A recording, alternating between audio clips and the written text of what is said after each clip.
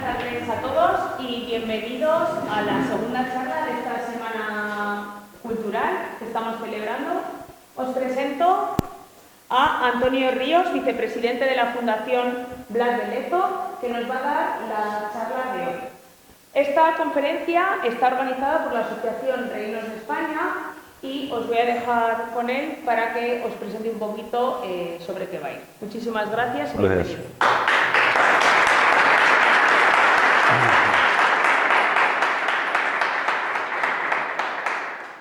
Buenas tardes.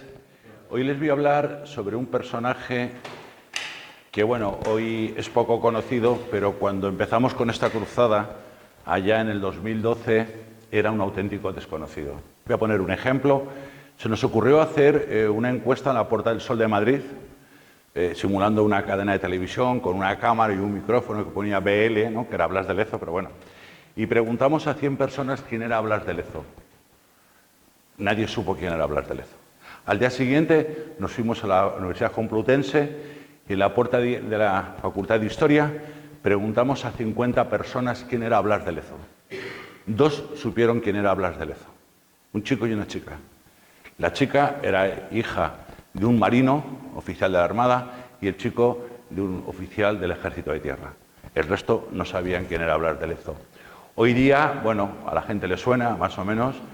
Hasta en una ocasión me llamó un locutor importante de la COPE a preguntarme que estaríamos indignados, ¿no?, porque la Guardia Civil había puesto a una operación de estas, de estas chungas, ¿no?, de lavado de dinero y cosas de estas, Operación Lezo.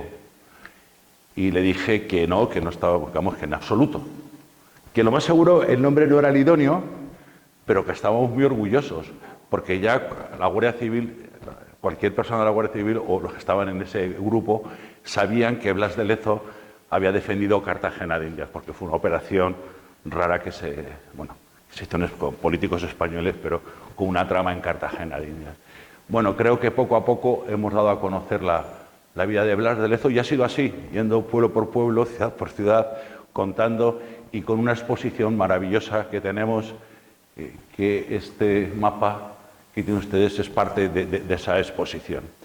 Y hoy estoy muy orgulloso, muy contento de estar en un pequeño pueblo de Castilla para poder, contarles algo sobre Blas de Lezo.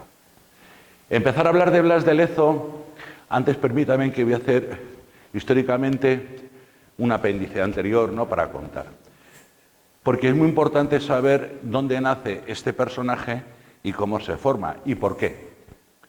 Entonces, les voy a contar que Blas de Lezo, cuando nace, que es 1689, lo vamos a ver ahora, pero anteriormente, ¿qué pasaba en España? Pues en España pasaba que desde Felipe II, desde Carlos I, que le tenemos por aquí, a don Carlos I, después con Felipe II, después con Felipe III, con Felipe IV, y llegamos a Carlos II. Estos son los Austrias. España había ido, después de los Reyes Católicos, ya con Carlos I, Carlos I se gastó lo que no está escrito para ser emperador, para las guerras, para ganar la corona de emperador en Alemania, muchos millones, y llegamos a la bancarrota. Llegó su hijo, Felipe II, y dio 3 suspensiones de pago, 3 bancarrotas. Debíamos dinero a todo el mundo.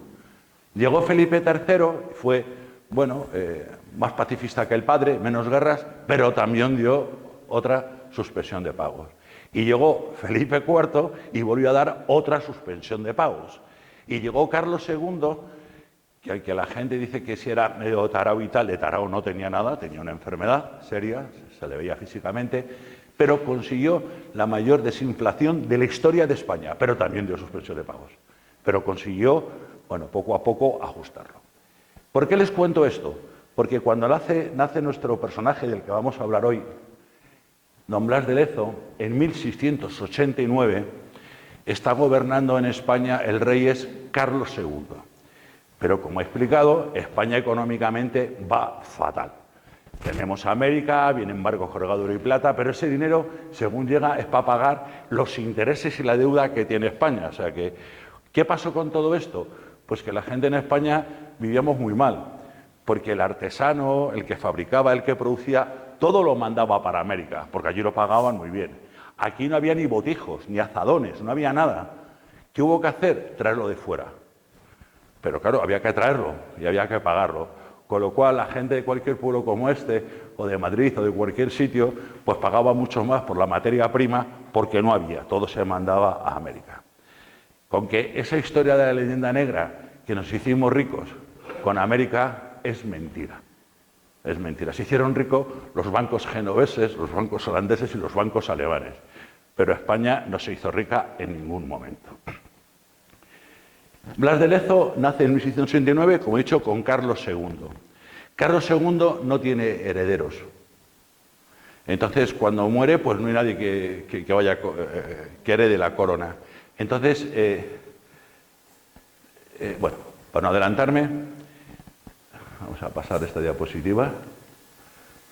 Blas de Lezo nace en Pasajes, que es un pueblo de lo que entonces se conocía por el señorío de Guipúzcoa. Dependía de la corona de Castilla. Es un pueblo de pescadores.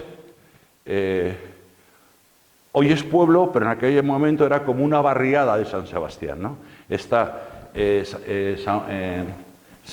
San Pedro de Allende y de Acuende. Él nace en Acuende. Están dos pueblos que están al lado. Como cosa curiosa, por eso esta foto, si vemos la... si esto se ve... Ahí, la entrada, los barcos cuando llegaban, los barcos grandes no podían entrar, porque es muy estrecho. Entonces salían, como estaba un San Pedro aquí y el otro San Pedro allí, salían con unas traineras ahí remando, ¿no?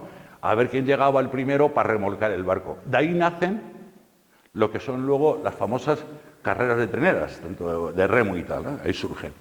¿Por qué? Porque primero que llegaba cogía el cliente, entonces ahí iban a ver quién lo lleva. ¿Por qué? Porque para entrar el barco por ahí había que remolcarlo, ¿no? Luego, para pasar de un pueblo a otro, los vemos ahí, como eran pueblos que se dedicaban a la pesca de la ballena y del bacalao, pues la mayoría de los hombres estaban en la pesca. Entonces, las barqueras, que eran mujeres, con traineras pasaban a los vecinos de un pueblo a otro. Taxistas, pero con remos, ¿no? Esta es la casa que aún existe, donde nace Blas de Lezo. Es otra vista de la casa de Blas de Lezo, el escudo de la familia de don Blas de Lezo. Bueno, Blas de Lezo, a los 8 años, estamos hablando en 1669, en 1907, ya tiene 8 años, su familia se empieza a preocupar por su futuro. El abuelo era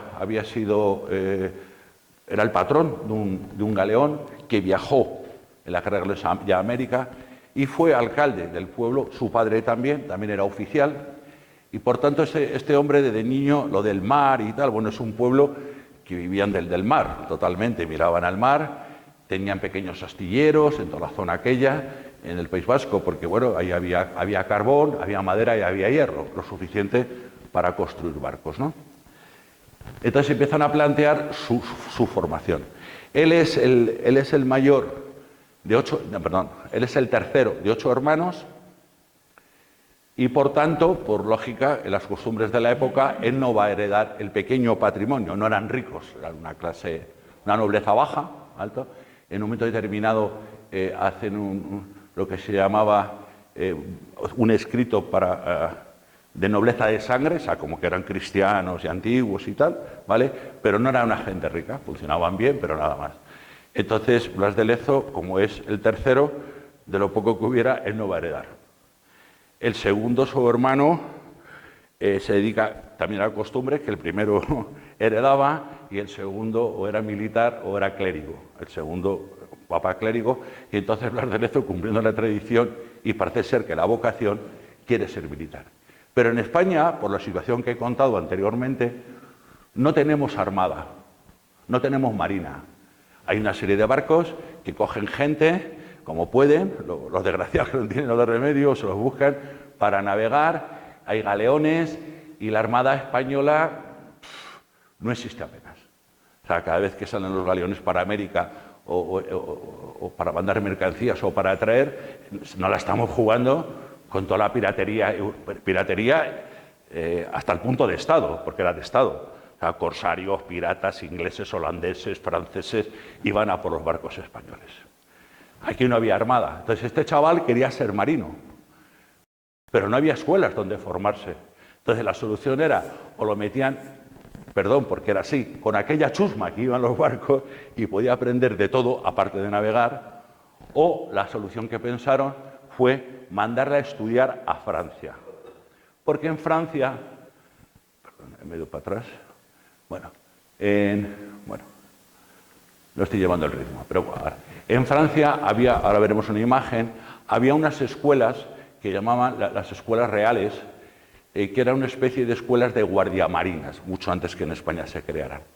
Estas escuelas eran regentadas por jesuitas, donde aquellos chavales con 12 años les daban formación de matemáticas, lengua, aritmética y tal, y luego iban oficiales de la Armada francesa a formarlos, ¿no? No se sabe exactamente en cuál se formó, pero la lógica nos dice que fue en Brest. ¿Por qué en Brest? Porque esta es la más cerca del País Vasco y la otra era en el Mediterráneo. Es más fácil que fuera la del País Vasco. Y segundo, porque en el primer barco que él se embarca es un barco que sale de los astilleros de Brest. Entonces esos barcos cogían la tripulación de donde estaban, iban a traer a gente de la otra punta del país, ¿no? Blas de Lezo, como he dicho, ingresa en la escuela con 12 años y a los 14 años se embarca. Como he dicho, que es en el 89, en 1701 empieza la guerra de sucesión a la muerte de Carlos II. Hay un candidato que es un Austria y hay un candidato que es un Borbón. No voy a empezar a contar un poco la eso porque entonces sería otra conferencia, ¿no?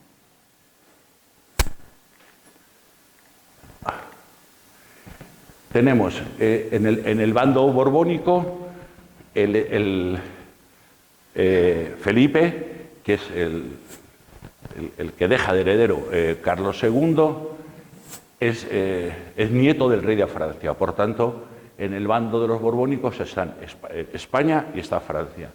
Y en el lado de los austriacistas está el imperio austrohúngaro, está Inglaterra, Portugal y Principalidad. ¿Por qué Inglaterra? Porque Inglaterra le daba miedo que hubiera una unión España-Francia por el poder que podían conseguir, ¿no? Todo esto, como todas las guerras, es un puro tema económico. Bueno, Portugal siempre salía en estas guerras con Inglaterra porque era, durante mucho tiempo, fuimos parte del mismo país, con Felipe II y Felipe III, pero le daba miedo el tener un vecino tan potente como España y éramos dos países que estábamos constantemente en pugna con el tema de ultramar, de los terrenos, de las colonias y demás, ¿no? Mal llamadas colonias, sino provincias, pero bueno. Y luego estaba Holanda. Este es el heredero, Felipe d'Anjou, por parte de los Borbones, y este es el archiduque Carlos por parte de los austriacos.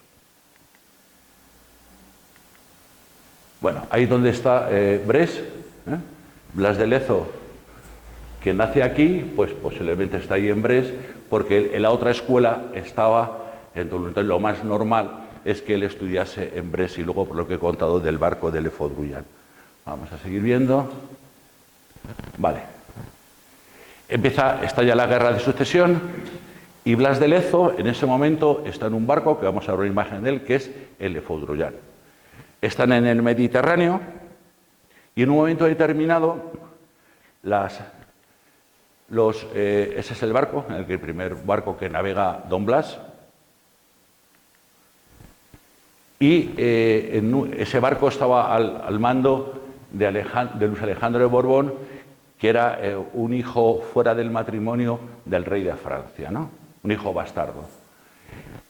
Blas de Lezo navega en ese barco lo que hoy es un guardia marina, en aquel momento se llamaban pajes.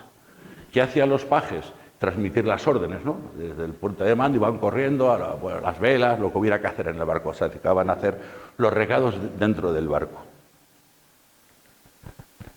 El duque de Estrés es el segundo de Alejandro de Borbón. Este era un militar formado, el otro tiene el cargo porque es hijo de quien es, lógicamente, y este es el que sabía.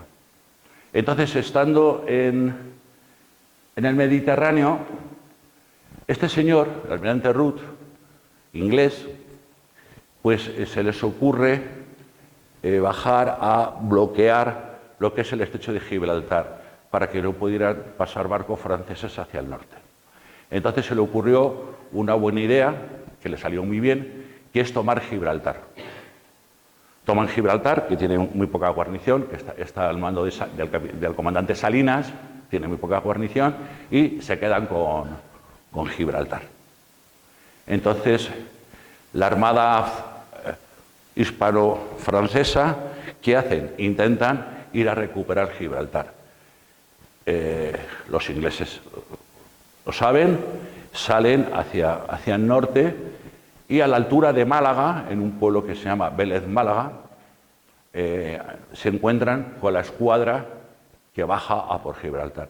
En aquel momento combatían de una forma un tanto ridícula, ¿no? Se ponían los barcos, se llaman barcos de línea, se ponían en línea, uno se metía y ¡bum, bum, bum!, a cambiarse cañonazos, ¿no? Bueno, aquella batalla dura bastante tiempo. Soel es el segundo del almirante Root. Bueno, esto viene después. Entonces, cuando se han encontrado en Vélez Málaga, empiezan a cañonearse y se pegan ahí, pues todo el día cañoneando, y al llegar la noche, están, bueno, pues ahí ha habido bajas, no muchas, pero ha habido bajas, y al amanecer se dan cuenta la Armada franco-española que los ingleses no están. Entonces, Alejandro de Borbón, bueno, que no tenía un espíritu muy militar, ¿no? Entonces le pregunta al almirante, a su ayudante, que qué deben hacer. Y entonces deciden que en vez de seguirlos, ¿no?, pues bueno, pues que si se han huido, ellos han ganado. Ese fue el mayor error que se cometió en la Guerra de Sucesión, y por eso Gibraltar es español. Los ingleses se habían retirado porque se habían quedado sin munición. Si estos hombres los hubieran seguido, los habrían derrotado y habíamos tomado Gibraltar de nuevo. Y bueno, el resto ya lo saben dónde sigue Gibraltar y de quién es. Eso fue una mala decisión, ¿no?, de este hombre que era poco aguerrido. En esa batalla, en un momento determinado, una bola de cañón da en el puente de mando, que es donde están los que dirigen la batalla, y los pajes que reciben órdenes. Mata a dos pajes, o sea, la bola de cañón entra, generalmente, son mamparos de madera, aquello hace astillas, cortó el cuello a uno, dicen que a Alejandro de Borbón le arrancó la corbata, no sé si será verdad o mentira, pero lo que sí es verdad es que a un paje que había allí se le llevó la pierna derecha. Ese paje no era otro que don Blas de Lezo, tenía 15 años, o sea que aquel chaval que quería ser marino y tal, se encuentra con 15 años de que le falta ya una pierna. Le tienen que intervenir en el barco, eso está totalmente documentado. Hay un buen amigo, Antonio Pérez Piqueras, que tiene una tesis doctoral que habla sobre las heridas de Blas de Lezo, y es el que descubre documentos a través de un médico ruso y tal, que ha investigado y que estaba con los ingleses, en que cuenta la operación de un paje. No da nombre, pero todo coincide, porque fue el único que perdió la pierna a Blas de Lezo. Blas de Lezo pierde la pierna, lo operan en el barco, se retiran, vuelven a Toulouse, y entonces en ese momento el Alejandro de Borbón, el jefe de la escuadra, escribe a su padre, al rey, y le dice que, bueno, pues que este chaval se ha portado de maravilla, que allí con la pierna lo operaron y tal, y que aguantó, y que, bueno, que hay que darle una merced, ¿no? Entonces le ascienden, con 15 años, al alférez de Vejel. Vale. A su vez le dan lo que se llama una mención de hábito. ¿Eso qué significa?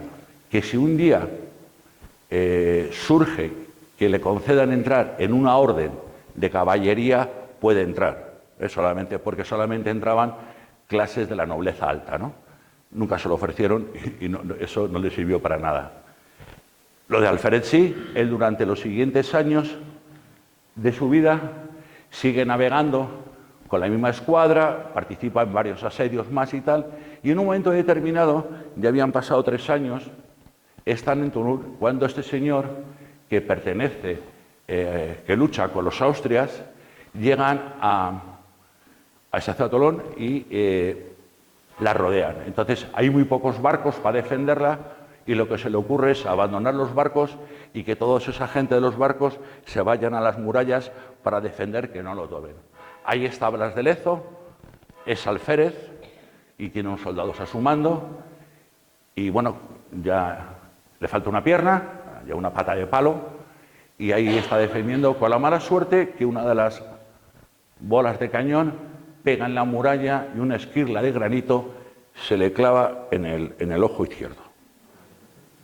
No pierde el ojo, no lo pierde, pero sí pierde la visión. Además, también, según el estudio de Pérez Piqueras, es una lesión que le dolió toda su vida, porque el párpado se va cerrando y tira. Y eso parece ser que le debió producir dolores de cabeza toda su vida.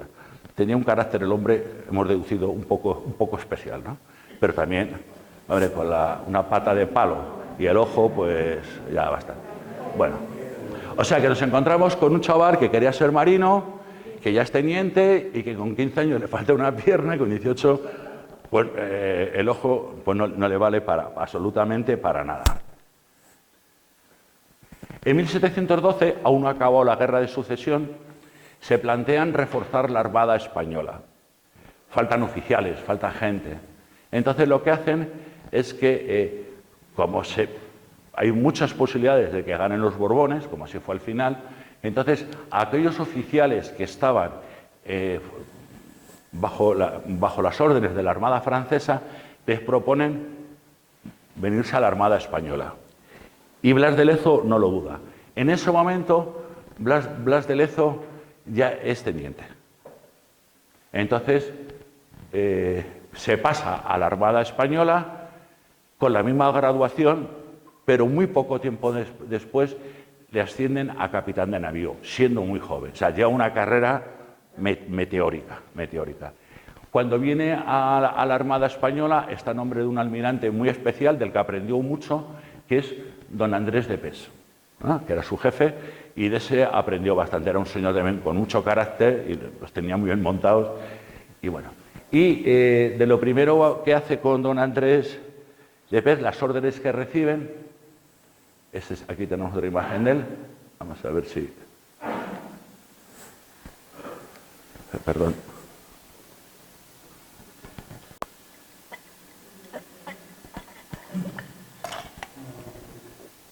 Es asediar Barcelona. Barcelona, en la Guerra de Sucesión Española, primeramente juró fidelidad al Borbón, a Felipe, y luego después, bueno, pues juró fidelidad al austriaco. Entonces, en aquel momento, bueno, pues Lezo está navegando con los pro-Borbones y Barcelona es su enemigo. Entonces, intentan tomar Barcelona. Barcelona está protegida por la Armada británica. Y bueno, tienen que entrar y tal. Bueno, para no contar la batalla, en un momento determinado, en el navío, que es la primera vez que Blas de Lezo manda un navío, porque se cuentan muchas historias, como estuvo la francesa, que si tomó el Resolución, un barco, que si tomó, hasta hay un cuadro, tomando el Stanhope, que no se sabe si existió, no hay documentos. La de Resolution es verdad, pero Blas de Lezo no dirige ningún barco hasta que llega a España. ¿Por qué? Primero, porque era un chaval, y segundo...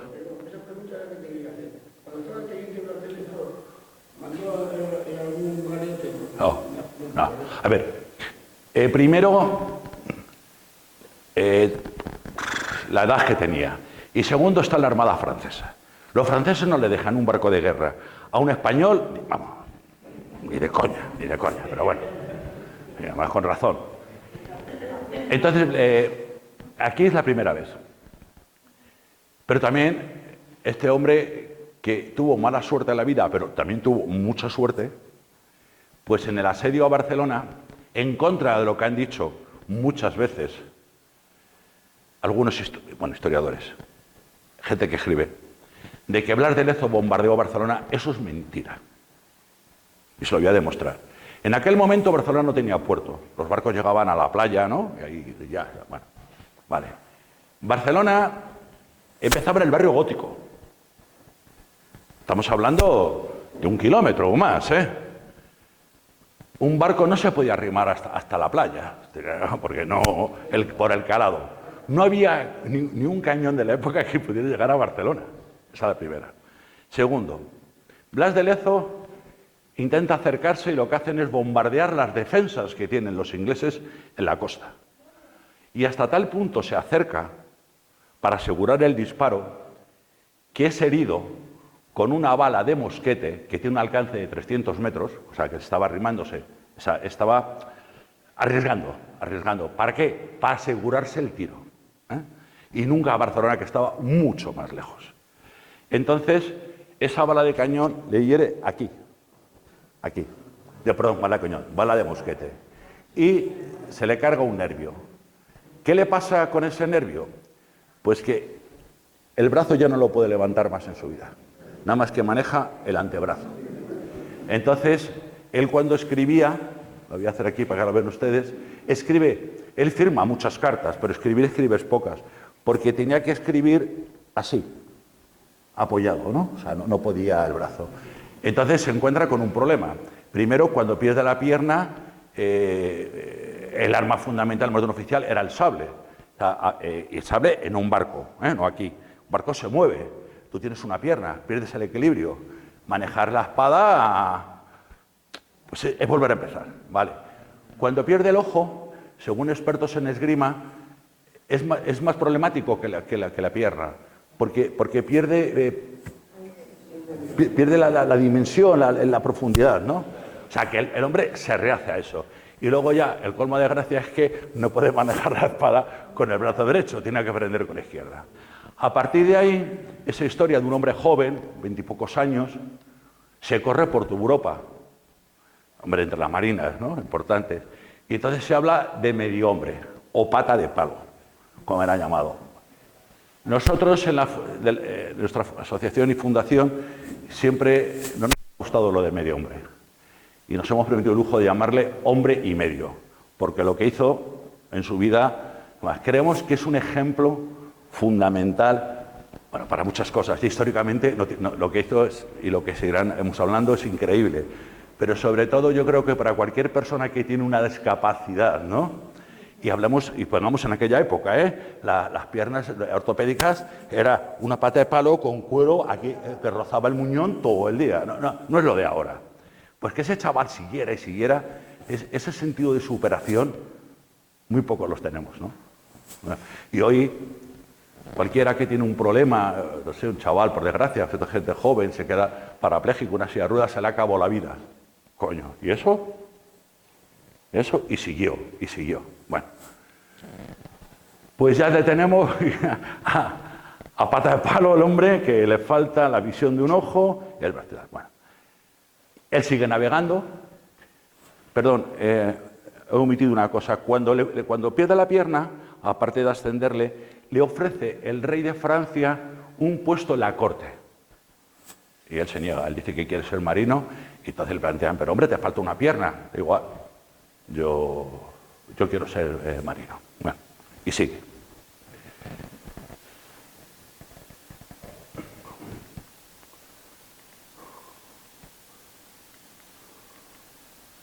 Bueno, Blas de Lezo, en un momento es que tengo que ir un poco a lo más importante, porque yo esta conferencia la estoy juntando, pero doy 4 de 1 hora. Entonces tengo que cortar porque la vida es larga. Luego me hacen ustedes las preguntas que quieran y si las puedo contestar, encantado. Aquí tenemos una imagen de un señor que, bueno, en Blas de Lezo, un momento determinado, le mandan a los mares del sur, lo que es hoy el Pacífico, ¿no? Le mandan allí, porque aquello era un nido de piratas, horrible. Entonces, en Perú estaba el Callao y Lima. Lima era una gran ciudad, era inmensa, ¿no? Muy rica, aquello. Pues claro, aquello estaba de piratas por todos los lados, ¿no? De todos los países del mundo había. Entonces, bueno, mandan allí una escuadra mixta, que son 2 buques españoles y 3 franceses, que es de un corsario francés que se llama Martinet, ¿no? Bueno, el viaje es muy accidentado, en aquellos viajes no eran fáciles, y sobre todo ir al Pacífico había que bordear el Cabo de Hornos. Eso sigue siendo complicado hoy, en aquella fecha mucho más.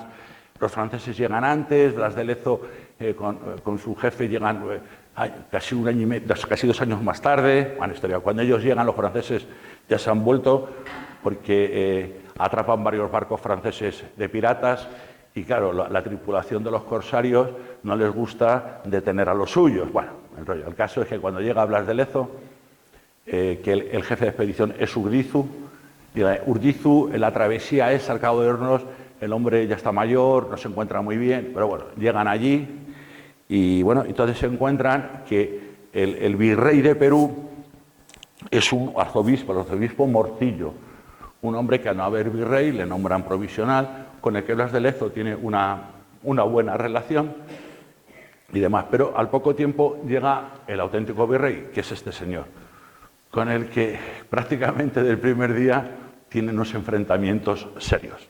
Bueno, ahora les contaré más algunos enfrentamientos. Blas de Lezo allí conoce a su mujer. Blas de Lezo ya tiene 32 años y la mujer tiene 16. Aunque era, bueno, pues llamarle tuerto, no veía en un ojo, ¿no? El brazo y la pata, pues se echó una novia de 16 años. Y rica, y rica. En aquella fecha, sí era importante el quién eras, ¿no? O sea, ella descendía de españoles y tal, de una buena familia, y claro, Blas de Lezo, aunque era como era hombre físicamente, era un buen partido, ¿no? Y a Blas de Lezo le vino de maravilla, porque tenía dinero, tenía allí tierras, aquí también en España y tal. Bueno, el problema es que con Armendáriz, Blas de Lezo atrapa cantidad de piratas y tal, y lo que hace Blas de Lezo es que patrullan casi desde el sur, desde Chile, ¿no?, hasta prácticamente Panamá. Estamos hablando de todo el continente sudamericano. Eso es una burrada de kilómetros y limpiarse de piratas más. Segundo, el clima no es igual al sur de Chile, con ese frío, que llegar a Panamá. Claro, eso es. Entonces, esos cambios de temperatura y tal, pues se pasaba mal. Blas de Lezo enfermó varias veces y Urdizu muere. Entonces, el que coge el mando, que era el segundo, es Blas de Lezo. En ese momento ya Blas de Lezo es general.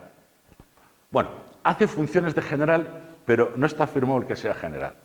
Entonces, con este hombre tiene un enfrentamiento muy grande, que es que llega un momento que le dice que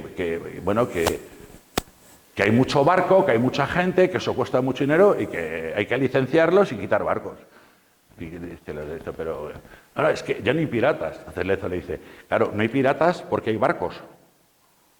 Y desde el momento que no tengamos barcos ni tengamos cañones, vuelven los piratas. Entonces, ahí, en esa discusión, Armendáriz es más lúcido que Lezo. Y le dice, yo no he dicho que no haya barcos. Lo que he dicho es que la Armada Española no puede tener 7 o 8 barcos, así. Lo que voy a contratar es corsarios. ¿Por qué? Porque el corsario cobra porcentaje de lo que captura. Sin embargo, los barcos irán de la Armada, hay que mantener todos los sueldos. Blas de Lezo no le gusta, porque no le gusta lo de los corsarios. Bueno, siempre entre los oficiales del ejército de la Armada y los corsarios ha habido, aunque dentro de los corsarios había exoficiales de la Armada, de todas las armadas, ¿no? Más de la inglesa. Pero bueno, pues, y entonces, justamente en aquellos momentos, este hombre ha nombrado a un sobrino suyo, le ha dado un cargo de administrador y tal, y ese cargo no lo puede dar el virrey, tiene que darlo el rey de España. Entonces, como el enfrentamiento era así, Blas de Lezo le dice, tal, pues que usted no puede hacer lo que quiera ni nombrar a su sobrino. Entonces Blas de Lezo le pone una especie de denuncia, él tiene que echar para atrás con su sobrino y, perdón por la palabra, le empieza a putear. ¿Cómo lo hace? Pues no le paga. No le paga el sueldo. Entonces el otro reclama su sueldo, 1 mes, 3 meses, 6 meses. Bueno, hombre, entre los marinos será normal cobrar tarde. Estás navegando, vuelves, pero bueno, pero ya llega un momento. ¿Por qué Blas de Lezo puede aguantar? Porque se ha casado con una mujer rica. Y puede aguantar, pero no le perdona. Llega un momento que ya la situación es bastante tensa. Entonces, Blas de Lezo se dirige varias veces a el que era ministro entonces de, para entendernos, de Marina, que era Patiño, don José Patiño, que era un personaje, para mí ha sido el mejor ministro de Marina que ha tenido España. Es el que divide la zona del norte y del sur del Mediterráneo, crea los arsenales. Bueno, Patiño es pazo ministro. Patiño nace es italiano, hijo de gallegos, ¿no?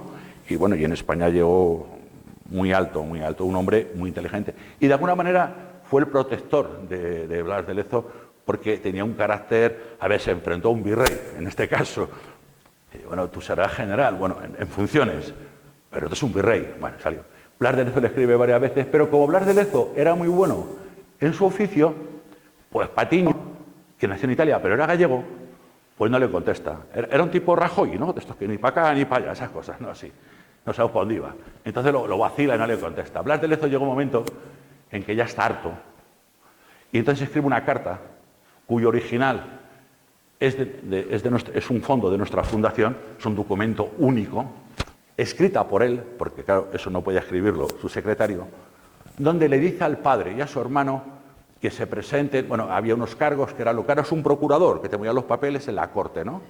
Entonces, lo que pide en esa carta es que, primero, ¿qué quiere que le trasladen a España? Que ya sus achaques, las enfermedades, el calor, el frío, que ya va siendo mayor, que se ha casado, que ya tiene 2 hijos, que se le reconozca oficialmente el grado del trabajo que está desempeñando, que es el de general. Segundo, que se le pague lo que se le debe. Y sobre todo, otra vez de nuevo, que se le traslade. Y en esa carta le dice al padre que si el procurador y tal, me dice no, que llegue, pida audiencia al rey. Y que si no se le conceden, que pida la licencia. Que está diciendo que está harto ya de la Armada y que se va. Hombre, la mujer tenía fincas, tenía dinero, se podía permitir, no sé. Entonces, Patiño se entera de esa carta, por algo, y entonces le trasladan a España.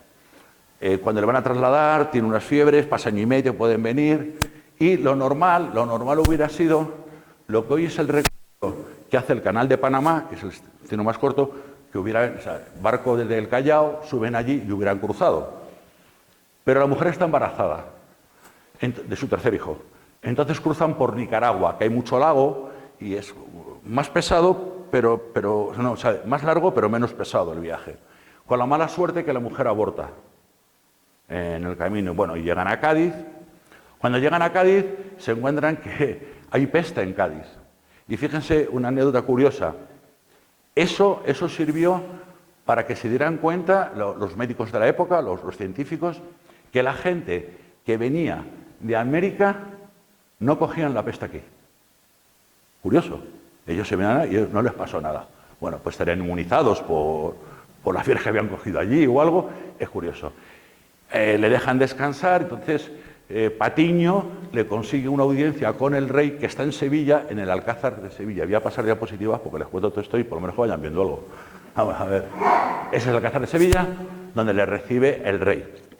El rey ya estaba, Felipe V era un hombre que tuvo sus más y sus menos, depresiones, estaba un poco para allá, ¿no?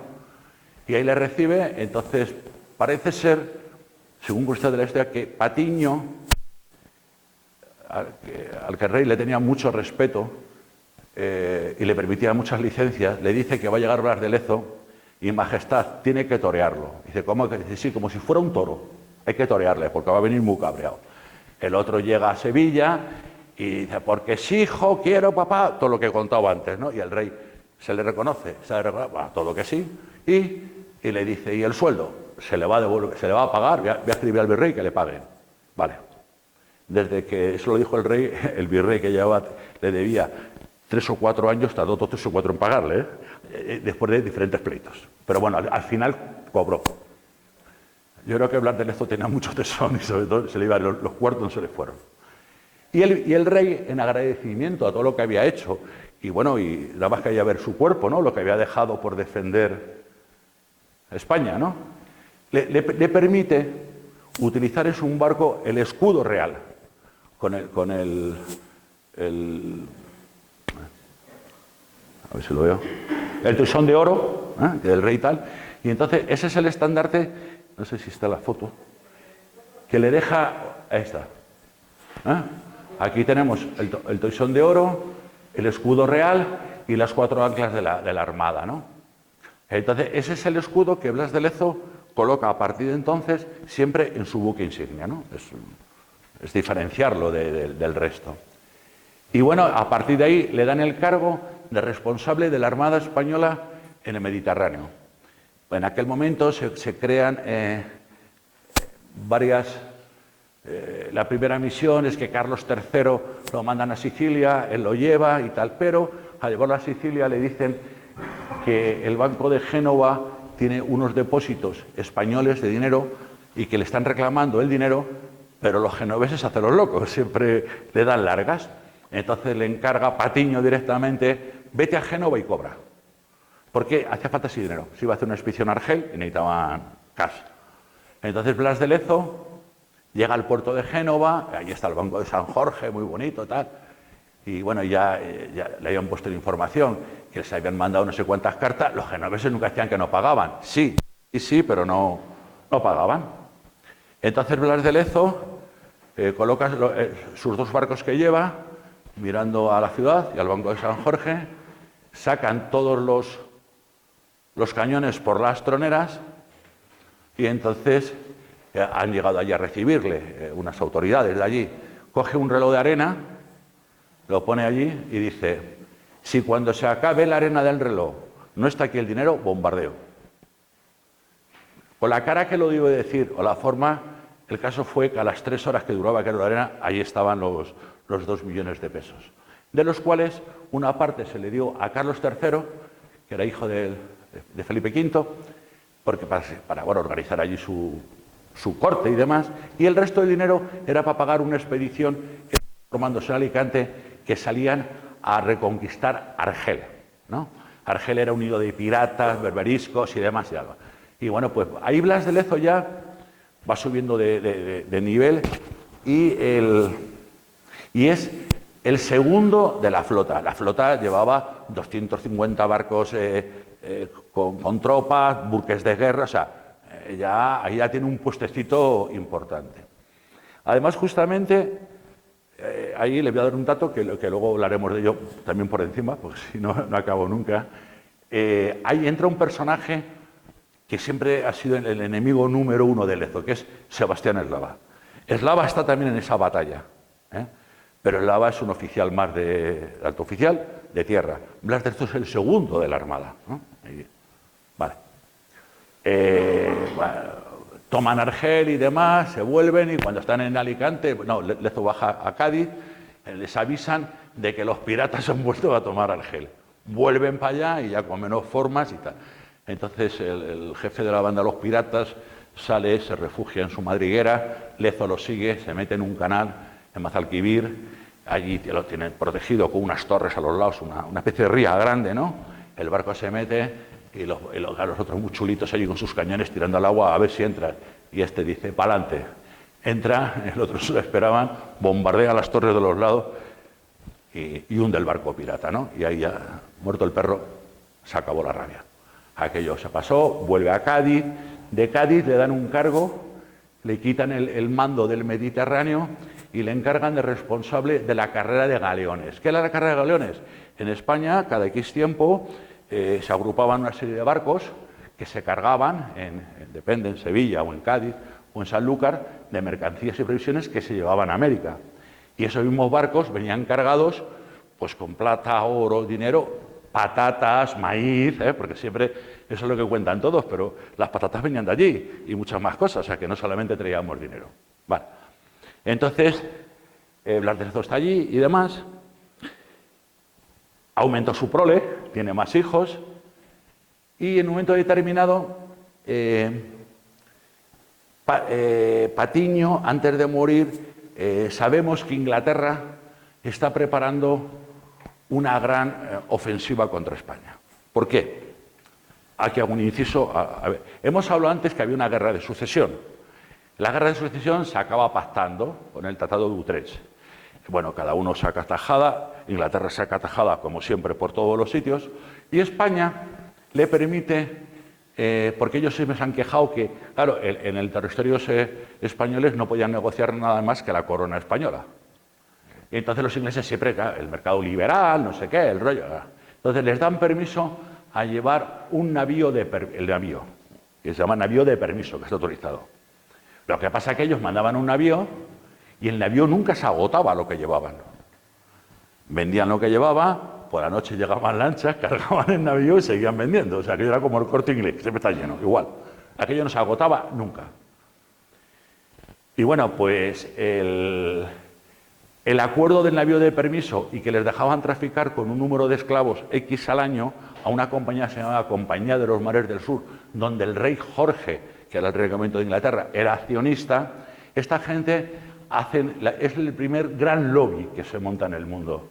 En el congreso de allí, que no sé qué, que España nos insulta, que no, los rollos estos.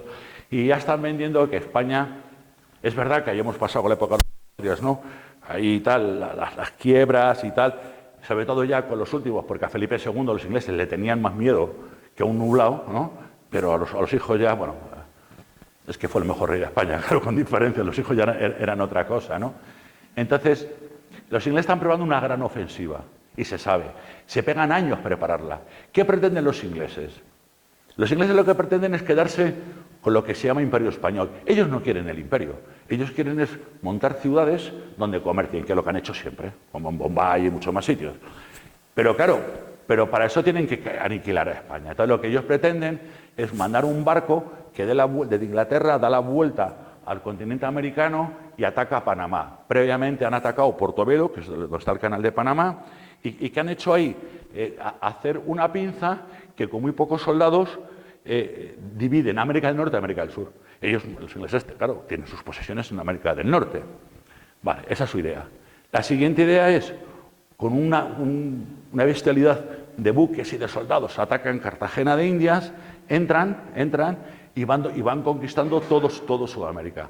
Cuando han conquistado todo Sudamérica, como han hecho una pinza en el canal de Panamá, pues lo que hacen es que las tropas que tienen lo que es hoy Estados Unidos bajarían y lo que se llama Nueva España, que es lo que es México, toda esta zona, Texas, todo esto, colorín colorado, se han quedado con todo el mundo.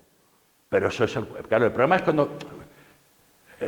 cuando quieren para coger la piel hay que cazar el oso, y estos habían cazado el oso, antes ya habían vendido la piel, ¿no? Bueno, ahora vuelvo a hablar de Lezo. Hablar de Lezo, después de todo esto, bueno, esto es lo de Génova, este es el Banco de San Jorge, el Tratado de Utrecht, lo que les comentaba. Inglaterra consigue el asiento de negros y el navío de permiso. Este es Felipe V, este es el rey de Inglaterra, Jorge II. Todos estos son cuadros que, esos son fotografías de cuadros, y nosotros de casi todos, no, de todos que hay ahí, tenemos reproducciones en nuestra exposición, que les recomiendo, si algún día pueden verla, la vean. Es una gran exposición. Estamos negociando en este momento con un ayuntamiento que no puedo dar el nombre porque se puede gafar, muy cerca de Madrid, donde estamos dispuestos a cederla. Con el siguiente cuidado, porque necesitamos 500, es un pedazo de exposición. Vale la pena, con maquetas, barcos, cuadros, documentos. Bueno, ahora seguimos por aquí. José Patiño. Robert Walpole es el primer ministro inglés, y con este lobby que quieren montar este tinglao, este hombre no está de acuerdo. Porque el lobby que montan y tal es que España está en decadencia, la Armada Española es muy débil, que no sé qué, pero este hombre no las tiene dado consigo. Dice que va a costar mucho dinero, que va a costar muchas vidas y que tal. Entonces, él con Patiño se entienden, se firma un acuerdo que llaman el Acuerdo del Pardo. Bueno, ahí pum, pero a ver, esto olía a guerra y guerra fue. ¿Cómo se llama esa guerra? Esa guerra se llama la Guerra del Asiento de Negros. Últimamente, en los últimos años, se ha quitado lo de negros y se llama Guerra del Asiento porque parece que suena mal la palabra negro, ¿no? Pero bueno, es el asiento de negros, ¿qué era el asiento de negro? El tráfico de esclavos, una palabra. Vale. Luego después se le denominó también Guerra de la Oreja de Jenkins, ¿no? Si me permiten, me echo un poco de agua y le cuento lo de la Guerra de Jenkins. Bueno, Lezo estaba allí. ¿Qué pasa? Cartagena de Indias, les voy a hablar muy por encima porque yo esto le dedico una conferencia de 2 horas, no puedo hacer. Cartagena de Indias tiene una situación estratégica. Hoy es todo esto, pero en aquel momento era eso chiquitito, ¿no? Esto es una gran bahía. Este espacio que ven aquí es, desde hace ya muchos años, ahí no entra un barco normal, entran motoras, pero no hay profundidad, porque se quedaron unos barcos hundidos, el caso no se puede pasar apenas, ¿no? Y luego, si esta es la ciudad, lo que es, los ingleses estaban aquí, dicen, ¿y por qué daban toda esta vuelta y no atacaban así? Es imposible. A Cartagena India le han atacado piratas ingleses, franceses, de todo. De frente no se puede atacar. Hay corrientes de agua dulce, los barcos se encallan, los vientos corren los barcos. Es imposible. Lo han intentado durante más de 200 años. La única forma de entrar en Cartagena es a través de aquí. Esto se llama Boca Grande y esto se llama Boca Chica. Aquí hay un fuerte, aquí hay baterías fuertes, bueno, todo esto está súper protegido. Si alguno de ustedes tiene oportunidad de ir a Cartagena de Indias, se lo recomiendo. Eso es historia, es patrimonio de la humanidad y es una maravilla, ¿no?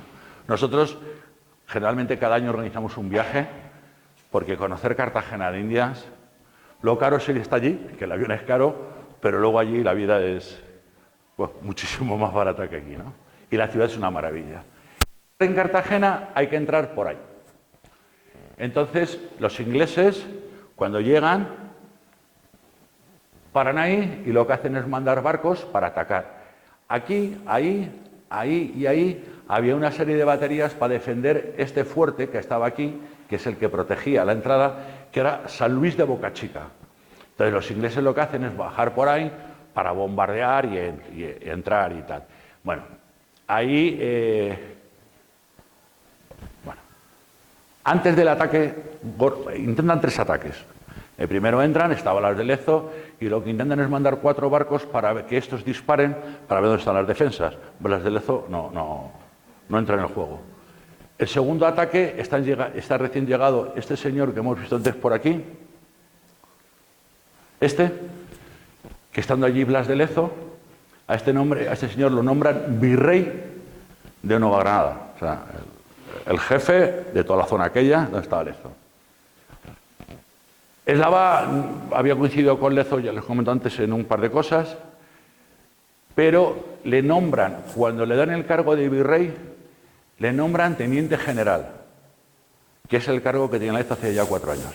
¿Por qué? Hombre, porque ser virrey y tener una categoría militar por debajo del otro no estaba bien. De acuerdo. Entonces, desde que llega Eslava y Lezo, hay un enfrentamiento total. Total. Cada uno tiene... A ver, Blas de Lezo llevaba ya 4 años allí. Blas de Lezo había estado en Perú, o sea, conocía el clima, conocía todo aquello. Eslava nunca había estado en América. La prueba que la travesía lo pasó fatal, llegó medio enfermo, bueno, un rollo. Pero ya iba predispuesto a tenerla con Lezo. Yo llevo un par de años estudiando, porque muchos historiadores, cosa que yo no soy, se han planteado siempre, ¿por qué ese enfrentamiento? Más, tenemos buenos amigos, que además algunos viven muy cerca de aquí, amantes de la historia, que han hecho un trabajo bestial, pero ellos son pro-eslava, nosotros somos pro-Lezo. Yo siempre he dicho que no se puede desnudar un santo para vestir a otro. Los dos eran españoles, eran militares y tenían sus diferencias. Pero yo creo que la historia hay que juzgarla con documentos de la época, no como pensamos ahora. Yo intento averiguar por qué ese enfrentamiento, que tuvo mucho que ver en esto.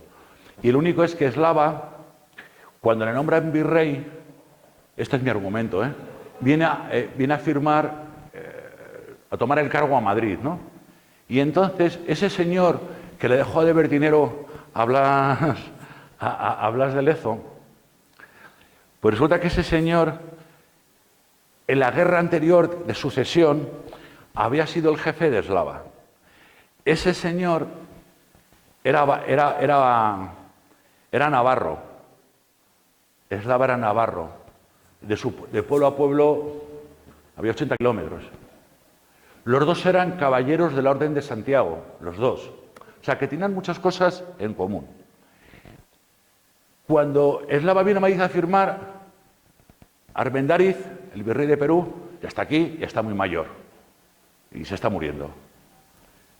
A ver, estamos hablando de gente de élite, del ejército y de la política.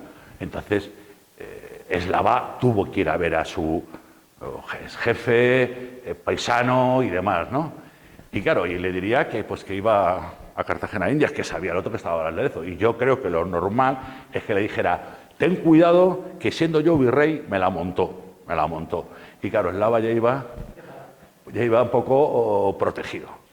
Eslava lleva a su gente y tal, y bueno, desde el principio, lo que le propone Lezo a todo le pone pegas, no sé cuánto. A continuación de ahí es lo de, pues tú más. A lo que propone Eslava, Lezo no le gusta. Es verdad que si lo estudiamos detenidamente, las decisiones de los dos son más acertadas las de Lezo. El fallo que comete Lezo, que se insubordina. Tú llevarás razón, pero tú es tu jefe, es el virrey. Y Lezo, como le salió bien insubordinarse con otro virrey, pensó que aquí iba a pasar exactamente igual. Bueno, el caso es que Lezo, en esta batalla, vamos a pasar al mapa, en Cartagena de Indias, bueno, pues Lezo, aquí vemos, aquí hay unos barcos, ¿no? Ahí tiene 3 barcos, que es para impedir la entrada de los ingleses. Entonces, los barcos se ponen con un lateral, miran, pero claro, los cañones que hasta todos no sirven. Esos cañones se desmontan y se trasladan ahí, a San Luis de Bocachica, para disparar. Bueno, Lezo manda a sus artilleros a San Luis de Bocachica y a baterías. ¿Por qué? Porque un artillero naval, a ver, en teoría, de la época, tenía más puntería que un artillero de tierra. ¿Por qué? Porque un artillero naval está disparando desde un sitio que se mueve a otro en movimiento. Un artillero de tierra, el cañón está fijo y dispara a otro sitio. Entonces los mandan allí y luego Lezo utiliza una estrategia que ya he utilizado en Barcelona y demás. Y es que cogen bolas pequeñas de cañón y las sueldan con cadenas, ¿no? Entonces meten un manojo de esas bolas. Entonces, ¿qué pasa? Cuando eso sale, pues es como la caza, ¿no? Cuando dispara pues eso se abre y es muy difícil fallar. Entonces, ¿qué pasaba? Eso arrasaba y al mástil, ¡buah!, se lo cepillaban. Cuando un barco perdía el mayor, pues ya estaba. Entonces ahí se cargaron muchos barcos y demás, pero lo peor para los ingleses, porque Eslava quería no sé qué, y Lezo siempre dice, todo esto está el diario de Eslava y el diario de Lezo. Y hay documentos y demás oficiales y demás. Lezo siempre, lo que le dice a Eslava es que hay que aguantar, que el clima, los mosquitos, las enfermedades van a hacer efecto, y así fue. La mayoría de las muertes son por enfermedades, la gran mayoría. Bueno, los ingleses, cuando ya han entrado, han conseguido destruir este fuerte, que lo defiende un buen oficial, que es el coronel Carlos Desnous, de origen suizo, al servicio de la corona española. Bueno, pues se retiran de allí y se pasan todos a defender más al interior, que es desde ese punto a ese punto. Y aquí hay un fuerte, el mítico fuerte, que es una maravilla, está como estaba entonces, que es el San Felipe de Barajas. Eso es una maravilla de fuerte, se puede visitar, eso es increíble.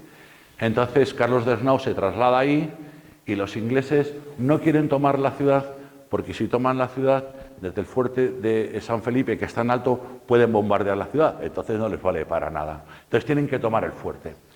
Y ahí Lezo lleva una estrategia, la gente dice, cuentan algún escritor simpáticos y graciosos, lo cuentan muy bien, lo hacen muy bien, sobre todo un colombiano, Pablo Victoria, en su libro, que allí estaba, no sé qué, y llegan los ingleses, y entonces Blas de Lezo abre la puerta, sale con su espada, y bueno, Blas de Lezo nunca estuvo en el fuerte de San Felipe, ahí estaba Carlos Desnous.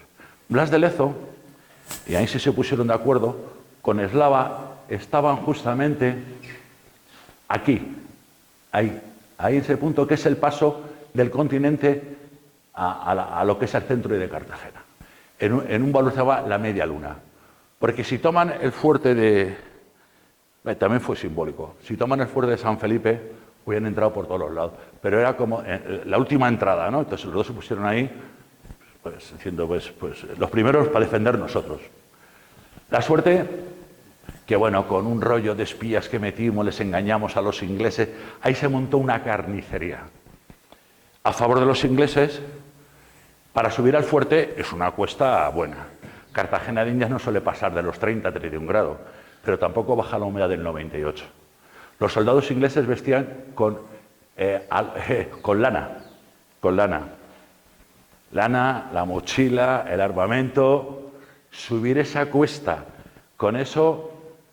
Yo en un viaje venía con nosotros un comandante de las COES, que además se dedica a preparar gente, su trabajo, y le dije, cógete, y dijo, no, lo hablamos, se cogió una mochila, se la cargó con piedras, intentó subir corriendo sin dispararle a nadie y sin traje de lana. Paró porque le podía dar un infarto. O sea que imagínense en aquella fecha y disparándote. Bueno, allá aquello fue. Y encima, cuando los últimos, claro, a todo esto los oficiales ingleses detrás, o subes o te disparo yo. Con lo cual, ahí no había más. ¿Qué pasó? Imagínense esa situación, el calor, la humedad. Todo esto los ingleses famélicos, bebiendo agua podrida, sin comer, ¿no? En una guerra que ni le va ni les viene. El otro defiende en su casa, teóricamente. Entonces, cuando están allí subiéndose cuesta y tal, se abre la puerta y salen 300 infantes de marina a bayoneta calada, cuesta abajo. Aquello fue horrible. Muchos se mataron entre ellos, se daban la vuelta, se pisaron y demás.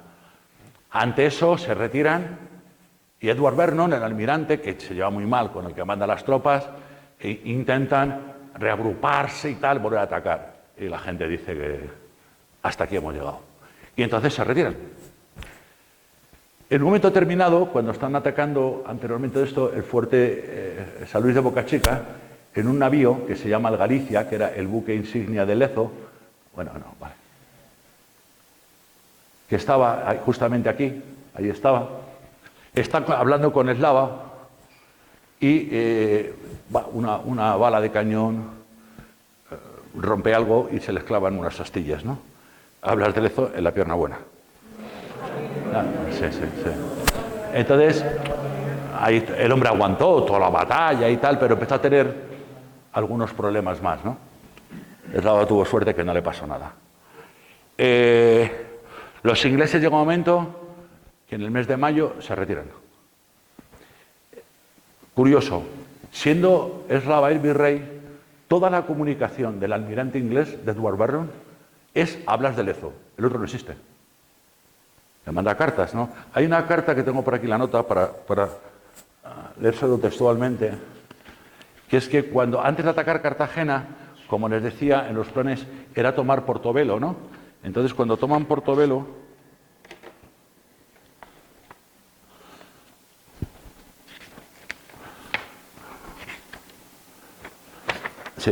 cuando toman Portobelo, Edward Vernon, como los ingleses eso del caballero, esas cosas, les gusta mucho, ¿no?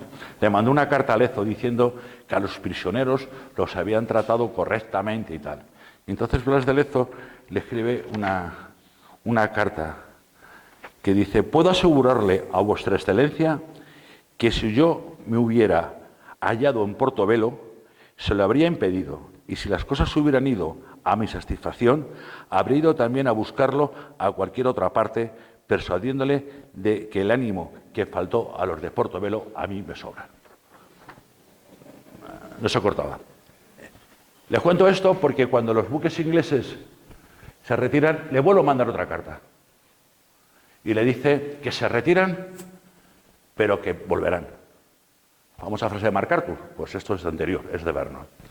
Y entonces Blas de Lezo le contesta: volveréis, pero con otros barcos, porque estos barcos solamente les sirvan a vuestro rey para llevar carbón de Irlanda a Inglaterra. Esa fue la contestación de Blas de Lezo. Bueno, estamos acabando. ¿Por qué es importante? Bueno, os cuento. Blas de Lezo muere a los pocos meses. No sabemos dónde está enterrado, porque el virrey lo denuncia a la corona, a la metrópoli, y le llaman a Blas de Lezo para que venga a declarar. Él no llega a enterarse. O sea, se sabe que le están haciendo la cama, pero no, muere antes de que le citen. Al morir, en esta situación, llevamos años buscando la tumba de Blas de Lezo, muchos años. Hay quien dice un sitio y otro, bueno, yo tengo mi teoría, y sería muy largo contarlo. Y creo que tenemos los restos, creo, pero hay que demostrarlo. Entonces, Blas de Lezo muere y, lógicamente, y esto es de lógica, si el virrey lo está acusando de lo que sea, no le van a enterrar con honores, no le van a enterrar y tal, entonces no sabemos dónde está enterrado. Eslava se le reconoce la gloria a nivel del rey y Lezo queda ahí en la sombra. Pero es verdad que en Cartagena de Indias hay un barrio que se llama Blas de Lezo, la avenida Blas de Lezo, hay una estatua de Blas de Lezo y nosotros todos los años homenajeamos a Blas de Lezo. Quería hacer una pregunta. Un segundo y me hace usted todas las que quiera ahora. Entonces, hemos conseguido, se ha conseguido que la figura de este desgraciado que le faltaba un brazo, una pierna, un ojo y todo lo que le pasó, pues siga sobreviviendo. ¿Qué pasa con esa batalla? Inglaterra ha perdido cantidad de barcos, cantidad de hombres, armas, municiones, ha perdido todo. ¿Qué hace un gobierno cuando le pasa esto en una guerra? Hay que recuperar todo lo que hemos perdido. Hombre, si han ganado, con el botín. Y si no, ¿cómo? Pues con impuestos. Sube los impuestos. ¿Pero qué hicieron? Hablo un porcentaje. Subieron un 1 en las Islas Británicas y un 3 en las colonias. Entonces, además de que en las famosas cargas que le he contado, porque los ingleses tenían también un apoyo de indios jamaicanos, que son los que utilizan en San Luis de Boca Chica de carne de cañón, se los cepillan la mayoría. Al final, en el ataque a San Felipe, utilizan a virginianos, un regimiento de virginianos dirigidos por Lawrence Washington, que era hermano del general Washington, y tal, que se salvó, claro, los jefes no estaban allí, pero allí murieron cantidad de virginianos. Entonces, cuando acaba esto, en las 13 colonias, se encuentran que le suben los impuestos más que que los de la metrópoli. Vale. Segundo, que han utilizado a los ingleses, que son ingleses, que viven en las colonias, de carne de cañón. Y tercero, que ni Inglaterra es tan fuerte como dice, ni España es tan débil como cuentan. Y ahí empieza un germen, que es la independencia de Estados Unidos. Yo siempre he dicho que Estados Unidos le debe su independencia, lo hubieran conseguido. Pero el que enciende la mecha es gracias a Blas de Lezo. Y luego otra cosa muy importante. Si hoy casi 500 millones de personas hablamos el mismo idioma y la gran mayoría profesamos la misma religión, es gracias a este hombre. Si los ingleses hubieran entrado, hablarían inglés, la mayoría, y serían protestantes. Igual se ha ido mejor o peor, no lo sé. Y poco más les puedo contar de Blas de Lezo. Cualquier pregunta que quieran, les puedo aclarar, encantado. Gracias.